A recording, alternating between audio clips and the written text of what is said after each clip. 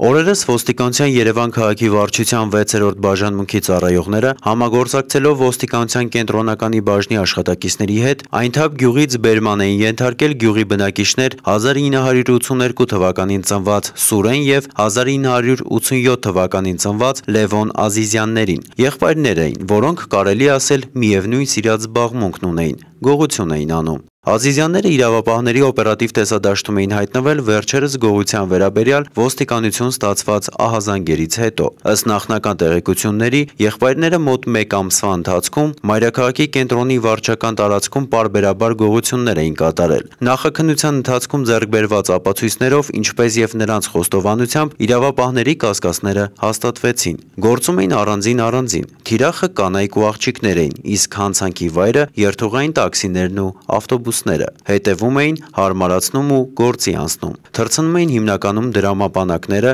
գաղտնի հափշտակելով փող ու բանկային քարտեր։ Ձեռնարկվում են միջոցառումներ գողոնը հայտնաբերելու ուղղությամբ։ Քննությունը շարունակվում է։